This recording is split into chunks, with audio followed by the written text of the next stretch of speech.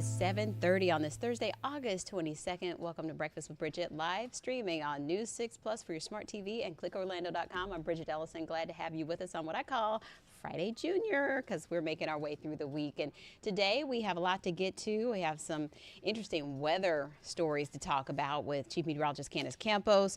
We will find out more about Furry Friend with Trooper Steve. And we have a live guest from Lighthouse, Central Florida, to tell us about a very unique, immersive charity experience benefiting those who have varying degrees of vision impairment and vision loss. So looking forward to that live interview coming up as well. But first, let's go over to the Pinpoint Weather Center with Chief Meteorologist Candace Campos. And Candace, we learned a whole lot this morning about funnels and waterspouts and tornadoes, and lots of pictures coming in and videos with what happened yesterday. Yeah, you know what? Why do I get to talk about waterspouts, but then Steve gets to talk about dogs and stuff? I know. We all have our Says his job. Your job is not better. Weather's a place to be. All right. Yeah, you know what? We had a very popular waterspout. And the reason I say popular is because anytime you get a lake waterspout, automatically you get a lot more pictures from viewers because, you know, on the beaches, there's only a certain amount of people who see it, right? Because it's out there over the open waters. But when you have it over a lake, you have a 360-degree view sometimes of it, especially when you have it like a lake as popular as Lake Jessup. So we did have a waterspout, which some were wondering. We didn't have a tornado warning. You guys didn't talk about a big severe weather risk. Well, waterspouts, although they look very similar to tornadoes, they're more like a cousin or maybe a sibling. But they're not the same, basically, is what I'm trying to say. So let me show you real quick what the difference is actually between a waterspout versus a tornado. Waterspouts don't need severe storms. They don't need as much energy and lift as a typical tornado would. Now, waterspouts form much easier than tornadoes, especially because it's almost like this little bit of the way that the atmosphere is kind of stacked up over a lake or an ocean. It kind of differs a little bit, so that allows a quick spin up to happen. Now, even though waterspouts tend to be much weaker than any tornadoes, they're still pose a danger to watercrafts and swimmers and whatnot. So of course, if you still see a waterspout, it's cool to take your photos away from it. Use that zoom in camera and you should be good to go. All right, let's look ahead in the forecast. The same weather setup that spawned that waterspout that also kept the rain chances in place yesterday will once again be in place today. It's all thanks to a cold front that is still just overhead. There's an area of low pressure that's nearby, and that's going to continue to surge and inject all that moisture and instability into the forecast. So widespread rain and storms, especially today and tomorrow, a little higher than yesterday at about 70%. The timing will still be between about 1 and about 10 in the evening, with that wet pattern continuing at least until the weekend. Rain chances will stay at 70%. So as you can see here, today's setup, you can see all of that moisture coming in from the Gulf of Mexico. We have rain on both coasts, right? We have moisture in the Atlantic, moisture in the Gulf, that basically says, hey, we're kind of sandwiched in between all this action. We are going to see a decent chance for rain and storms, especially as that West Coast sea breeze fires up. So to take you here, hour by hour, clouds and rain forecast showing, again, those scattered storms already starting to kind of bubble up. Pretty typical around 12 to 1 o'clock. But the real surge and that widespread chance, of course, happens when, Bridgett? Dismissal time.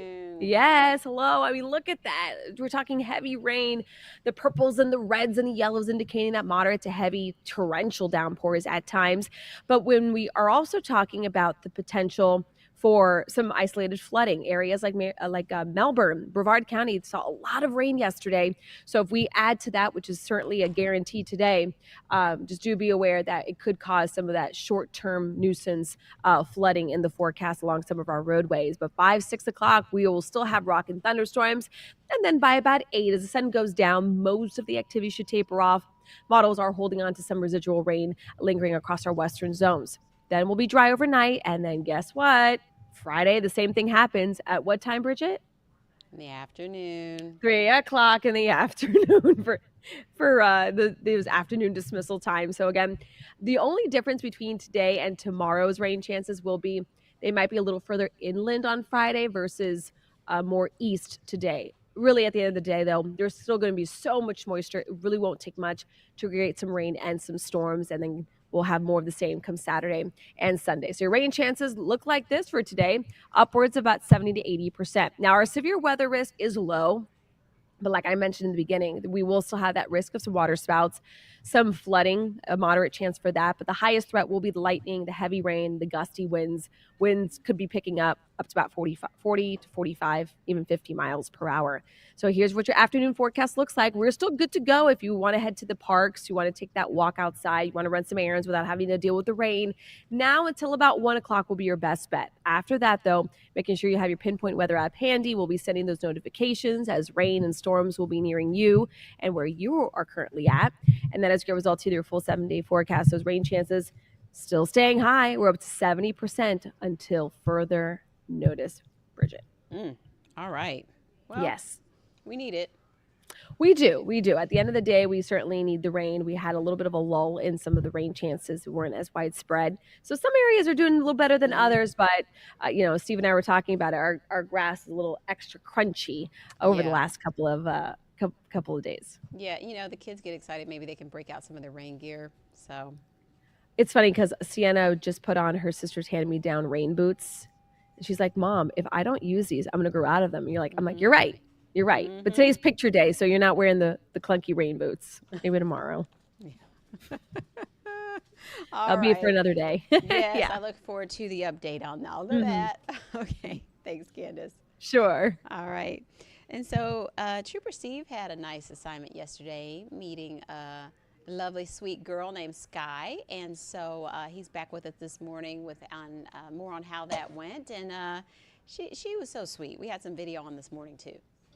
Yeah, so she's a 6-year-old female dog. She looks a lot like a mini Great Dane almost. Okay. A few folks had reached out and was like, what is she? And I'm like, she's a special dog that just needs a home. Look at this face. Those eyes. Oh, the eyes. I'm telling you, she was so precious, guys. She likes to shake, too, I noticed. Yes, and she's smart. She is, like the affirmations that we tell our kids and stuff like that, that you are smart, you are kind, you are powerful. That's what Sky is. And we had such a great time. Oh, man, I wish we would have had some of the video from yesterday because the interaction that the two of us had was crazy. And I was just like, sit, and she sat down. I was like, all right, do you want to try something new? I said, sit and roll. And she just rolled over so quickly. But her story is kind of sad because she was with her owner for 6 years as a puppy, and then obviously now a 6-year-old dog. And the owner just surrendered her one day over at Animal Services because he was moving, and that was it. Now, I don't understand everyone's situation, so I'm not going to judge anybody. But at the same time, there's always other options. Make sure you look at your rescues. Try to rehome your dog before you just drop them off at a shelter. Orange County Animal Services is there because there is a need within our community to take care of our animals. Yeah. They wish they didn't have to have an organization like that. They have over 200 dogs, over 20 or 30 different cats there, and they're always looking for a home. So Sky does have some, if you looked at her skin, some skin irritation, but she doesn't even acknowledge it, which tells them she is perfectly fine. So her first vet visit is covered by Web Engineering. So if you happen to adopt her, whatever vet that you go to, they will take care of getting her all fixed up, all the medicine that she needs for her skin. And I've already paid for the $10 adoption fee. So if someone wants to go there and just meet Sky and bring her home, please, please, please go do that. I have a friend that is going today and another friend that's going tomorrow to try to go see her. So we'll see what happens. She's ready to go home. Like she's a home girl. She's trained. Yeah, like her behavior. She'd be great for anybody. So. Yeah, because I even asked, I go, is she like athletic, wants to run around? And Bryant Almeida, the amazing PIO over there, he's like, well, she kind of just wants to hang out. And I was like, I like that kind of dog. So she's a homebody and just wants that human love. So hopefully you guys can go check that out. And then today, 10 a.m., I'll be out in Claremont.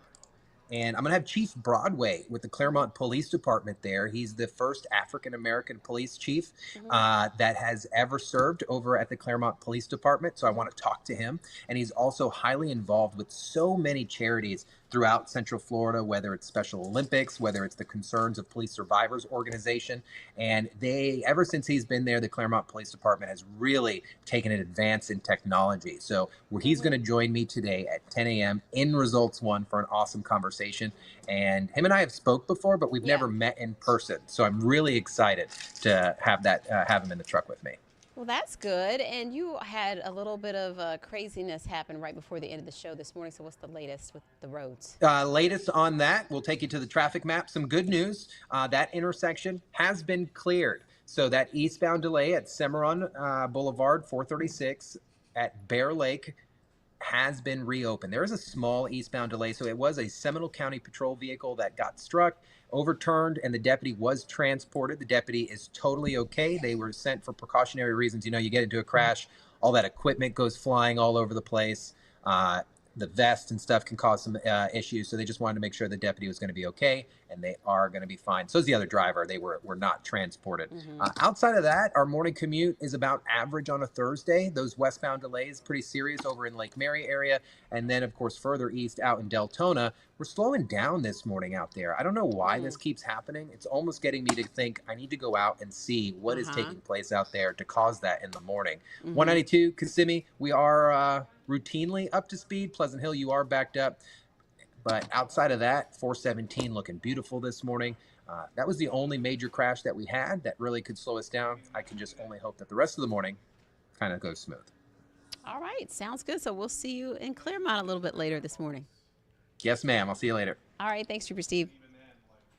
So we want to get to a few headlines, and then we'll be talking to Lighthouse Central Florida about a great event coming up next month. But first, some new developments in the Madeline Soto murder case.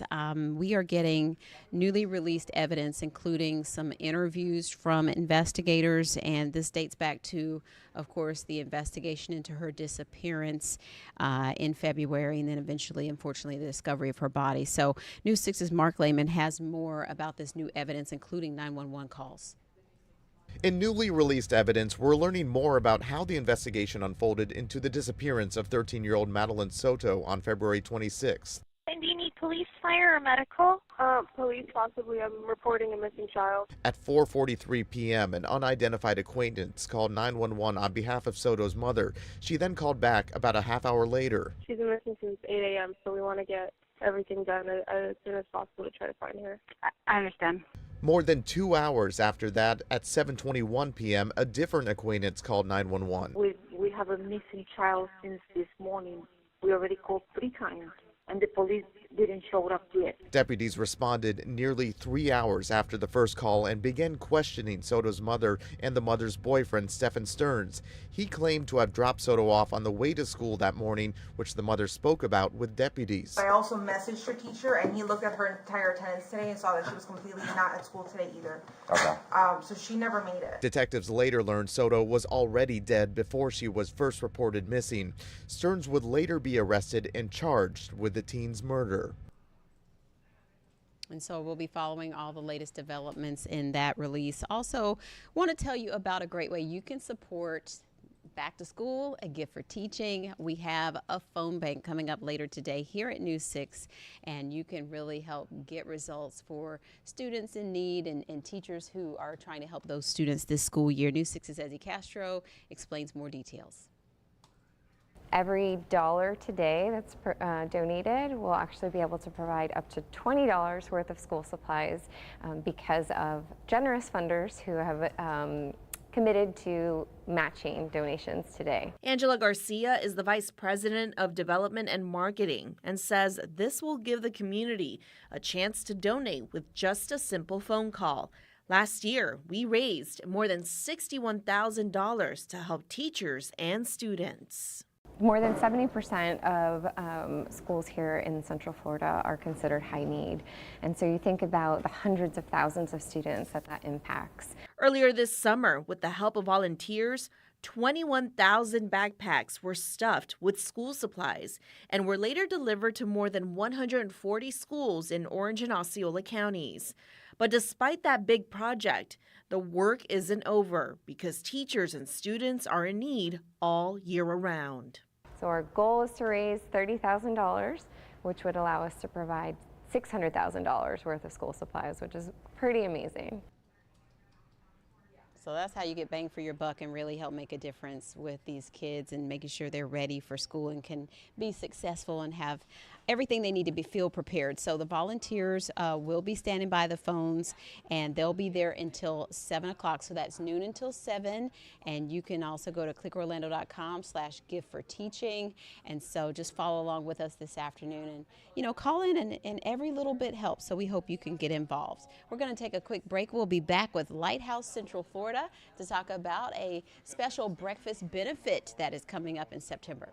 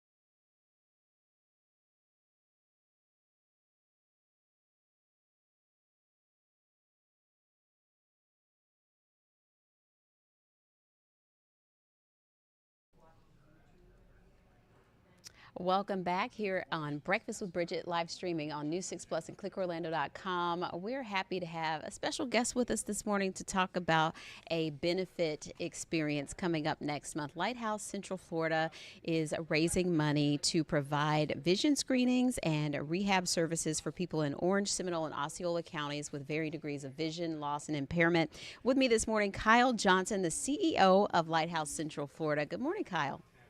Good morning, Bridget. Thanks for having me. I'm excited because this is a breakfast experience that you all are putting on next month. Tell us more about Lighthouse Central Florida and what you're up to. Sure. Appreciate the opportunity. Since 1976, if anyone in Orange, Osceola, and Seminole County has been born blind or visually impaired to become so at any age, Lighthouse Central Florida is the only provider of vision-specific rehabilitation, training, education, and also, as you can imagine, adjustment to blindness. So that's, we see a lot of folks who their lives are dramatically changed. Oftentimes, they think their life is over, or parents of a child who's born blind, they think that a lot of times they think that the kid's life is never going to get going. And so that is just patently false. The most common sound in our building is laughter.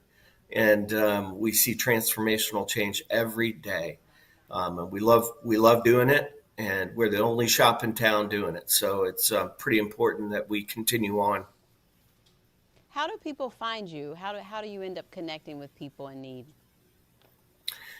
Some folks will find us via our website, lighthousecfl.org. That's lighthousecfl.org. There's a big button on the homepage that says request help. Other people are, there's Addison.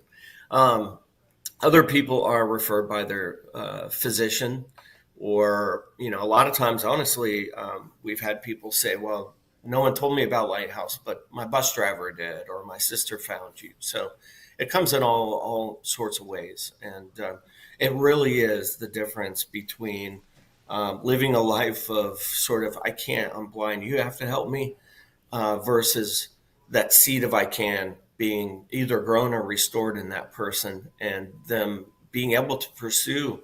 They may have to approach life differently, but there are countless examples of people who are blind who are thriving. And our mission is charting a course for living, learning, and earning.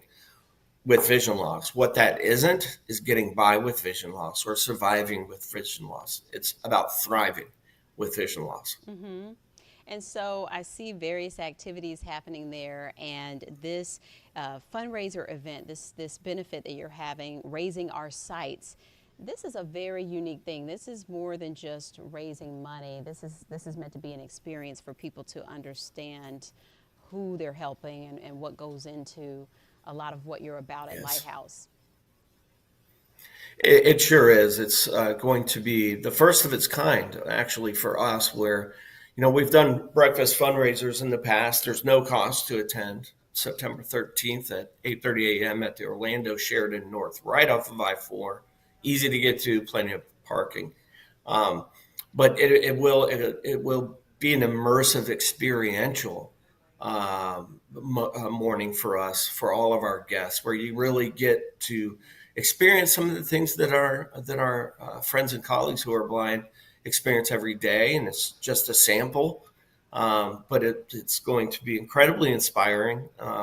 Our feature this year will be Sophia McCall. She is a colleague of mine who started at Lighthouse Central Florida and now works at Lighthouse Works, our social enterprise company. She's our lead recruiter on the HR team. And her story is just nothing short of inspiring, where you see the strength of determination, perseverance. Single mother of 4 went blind, and now she's not anywhere close to the top of her ladder.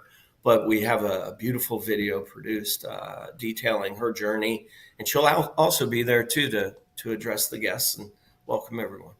And so there's a wide range of people that Lighthouse is able to serve and help. What are some of those success stories like hers that you've seen over the years? Oh gosh, Just they're countless. I was in the privates. What's that? I say I know it's hard to just pick one, but just tell us a little bit about some of the maybe younger folks to, like you said, a mother or someone who's a little bit older and their experience with vision loss. Certainly. So those services can be a huge, huge critical factor in someone who's in their senior ages, remaining in their home, living independently, continuing to be connected to their community and participating in things they love doing, whether it's bridge or art or whatever. And then you have stories like Addison here in the blue blouse, who is in high school now, but she was in our early intervention program as a baby, went through our school age program. Now she's in the teen program called Transition. Last I heard, Addison wants to be a cardiologist. So she's aiming really high. So, it goes on and on and on. You see families that thought life was over, and little did they know what is possible. When for 47 years, we've been applying process technology and training to equal the playing field for people who are blind. And these are living, breathing examples of it. And we'll have a lot of folks there from our world as guests at the breakfast as well, being able to sit with all of our other friends and kind of share a little bit about their story. And there'll be neat, interesting devices that are used by people every day who are blind. It's going to be a love, fun-packed breakfast event, and we can't wait. October 13th. October 13th or September 13th. September 13th. September 13th. Good thing you're here, Bridget. Yes. September 13th. And that's at the Sheridan Orlando North. That's in Madeline, Florida. And like you said, it is free, but there are sponsorship packages if maybe you and your company or your team want to come out together and experience this. And so what are some other ways to get involved if maybe we can't make it out on September 13th? Well, I tell you, we have tours called the Blink Experience, which is just a 1-hour experiential tour of our mission, where people come in and we'll take them through a series of stops, and it is experiential and immersive as well. We have Dining in the Dark that'll be coming up in February, again with our great partners from the Orlando Police Department SWAT team. They are your food servers because the room is pitch black and we need them in their night vision goggles. Yeah. It's a blast. So there are always events. We're on every social media channel. We encourage you to take a look at us online, lighthousecfl.org, and connect with us. We'd love to host you for a tour, and certainly we'd love to see you September 13th at 8:30 at the Orlando Sheraton North.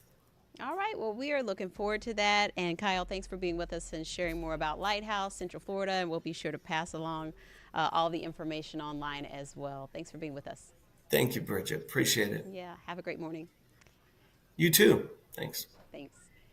So we do have to get out of here shortly, but we want to tell you about the Disney on Ice Insider Contest that is going on right now on clickorlando.com/insider. It's always free to be an insider, always free to enter to win those contests. So giving away those tickets, also some tickets to the Kennedy Space Center visitor experience. They have a special night coming up, so we're giving out tickets to that as well. And we want to remind you that we're getting ready to hit the road again with our newscasts. And so we're going to Melbourne, and we want to hear about the stories out there.